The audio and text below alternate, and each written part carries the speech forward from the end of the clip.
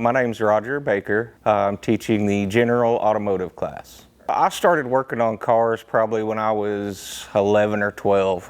Got real early, just like taking stuff apart. Went to Bill Willis Skills Center, would have been 1996, graduated in 97. Went to Ford dealership, worked there for a handful of years. Worked for Chevrolet dealership for another handful of years, and then I opened up a shop on my own. I've been doing that for almost 10 years now.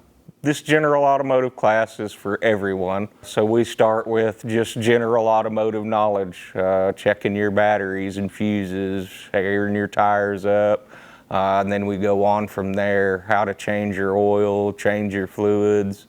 Some just want their stuff fixed. Others actually want to learn the trade. As soon as they tell me what they want, then I gear my class to them so that they get exactly what they're wanting.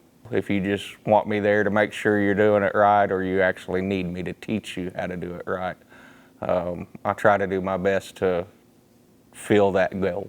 Somebody comes in with a problem and we get to address it, and then they get to learn, so everybody feels good at the end.